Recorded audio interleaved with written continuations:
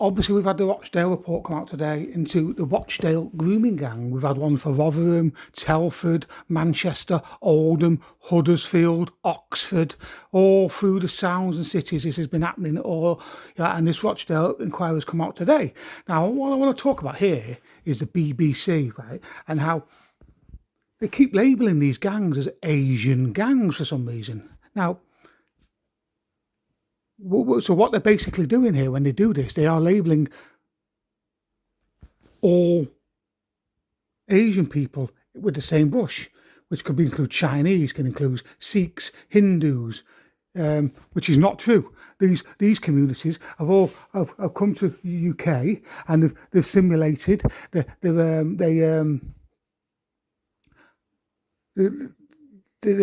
live their lives normally. I'm not saying obviously these type of people don't commit crimes, or that would be ridiculous. What I'm saying is they are not forming grooming gangs. In fact, the biggest insult of this is that the very first victims of the Muslim grooming gangs was Sikh girls.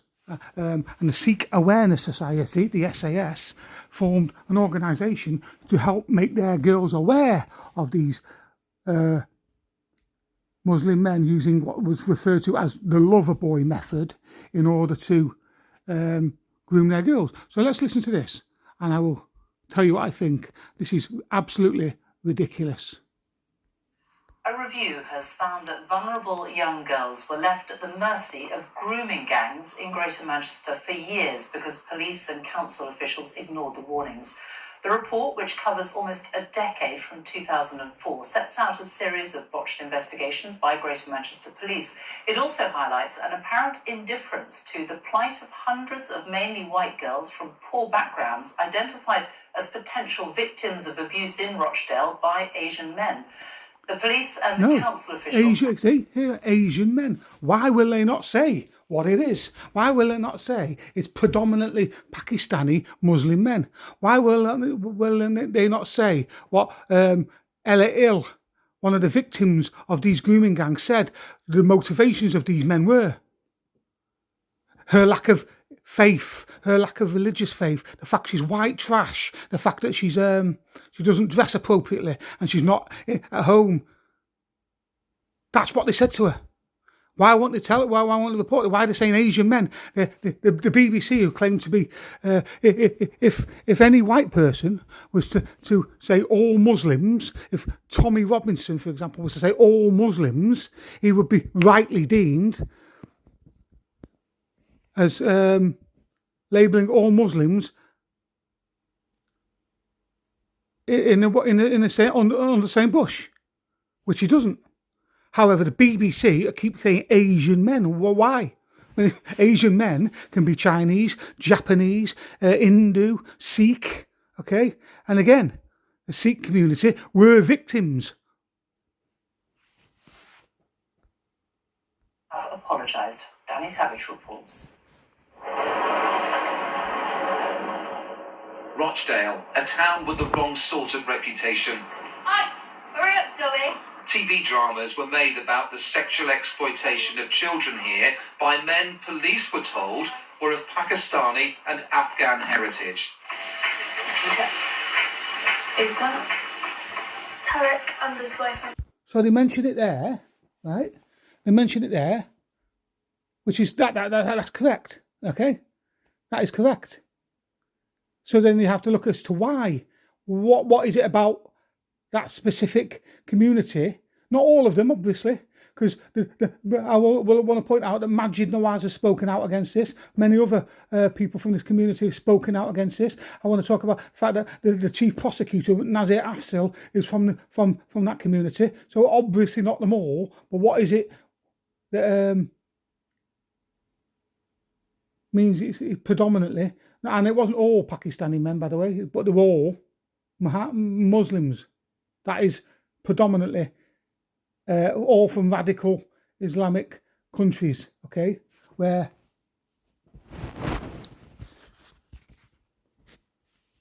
they're fundamentalist beliefs.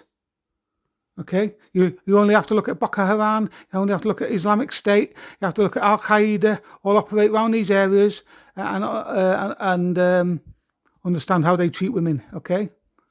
But here, like I just said, in this situation, they have mentioned correctly that it's Pakistani men. Yet previously, it's all Asian men.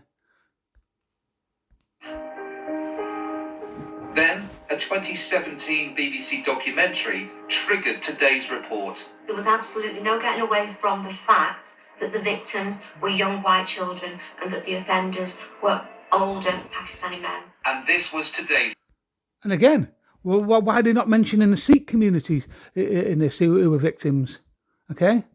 Because they talked, it was radical. You go on the Sikh Awareness Society website, YouTube, and look at all the interviews with them on there, yeah, and they talk how it was radical jihad against the Sikh community, okay.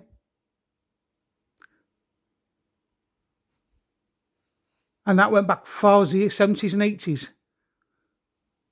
Now, the bottom line is, Ella Hill, The Independent. She wrote an article in The Independent. She was on Trigonometry's podcast, on the Trigonometry podcast. She spoke about what the reasons the victims said they were targeting these girls. Because A, the white trash, B, the lack of religion, and C, they don't dress appropriately. So therefore, they're easy meat and the fair game.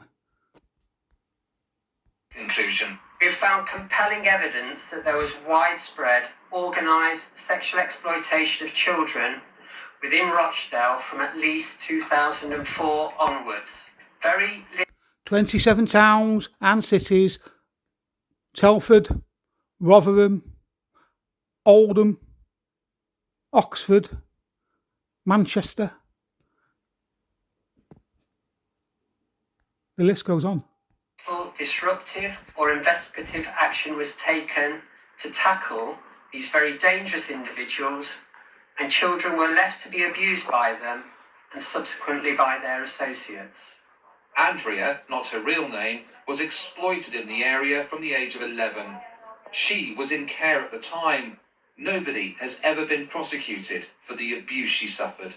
I want to know who's accountable for the neglect and the abuse that I suffered. I was a looked after child. Parental rights were taken away.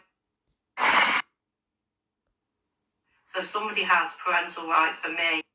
Sir Keir Starmer, head of the Labour Party. Gordon Brown, then Prime Minister in 2008, when a memo was sent to all police forces telling them not to investigate grooming gangs. Don't take my word for it. Look at the interview I posted by Nazir Afzal, who I said was a chief prosecutor of the Rochdale grooming gang, this actual gang that the reports come out about, and he said it on BBC Radio 4 interview with Carolyn Quinton. These are the people that are running for high-powered positions. Keir Starmer could be our next Prime Minister, okay? Somebody must be held accountable for what happened to me as a child. Victims are being failed. The police complaints system is unfit for purpose. Maggie Oliver raised the alarm in Rochdale more than a decade ago.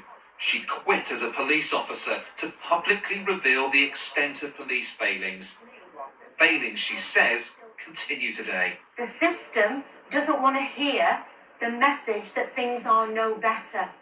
And I want police forces around the country to shout that from the rooftops. We need more resources, we need better training, we need people who really want to engage with these children. And that's the sobering thought of other people. There was a group of people who were talking out about this, speaking out about this.